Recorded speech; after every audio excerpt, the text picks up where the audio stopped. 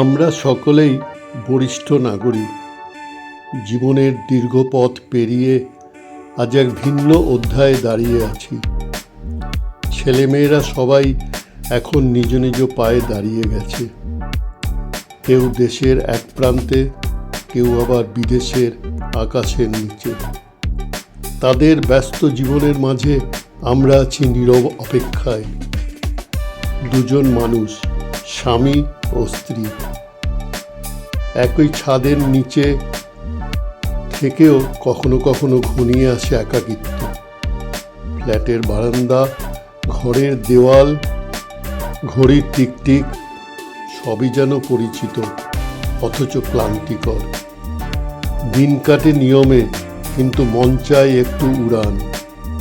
ঠিক তখনই পাশে এসে দাঁড়ায় সমগোত্রীয় বন্ধু আর আত্মীয়রা। একই বয়স, একই অভিজ্ঞতা, একই না বলা কষ্ট।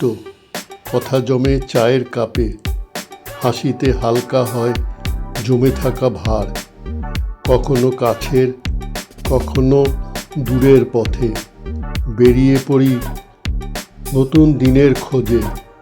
ভ্রমণ মানে শুধু জায়গা বদল নয়, ভ্রমণ মানে নতুন করে বাঁচা। হাঁটতে হাঁটতে মনে পড়ে ফেলে আসা দিনগুলো, আবার ভবিষ্যতের জন্য জাগে আশা। এই পথ চলা আমাদের একা হতে দেয় না, এই বন্ধুত্ব আমাদের সাহস যোগায়। প্রতিটি সফর আমাদের নতুন করে চিনতে শিখিয়েছে। এই বেরিয়ে পড়াই আমাদের জীবনের অক্সিজেন, যার জোরে আজও হাসি ফোটে মুখে। আর জীবনকে বলি, এখনো অনেক কিছু বাকি আছে। বছর শেষে দাঁড়িয়ে বুঝি এই স্মৃতিগুলোই 2025-এর সবচেয়ে বড় প্রাপ্তি।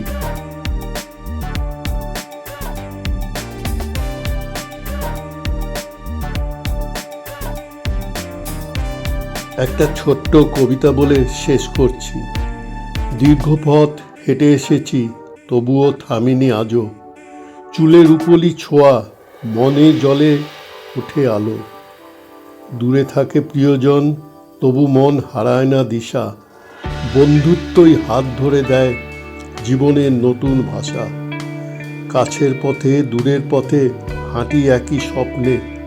হাসি, কথা, ভ্রমণে ভরে ওঠে ক্লান্ত দিনগুলো যত্নে। এই চলার মধ্যেই খুঁজে পাই বেঁচে থাকার মানে। এটাই আমাদের অক্সিজেন জীবনের শেষ সন্ধানে।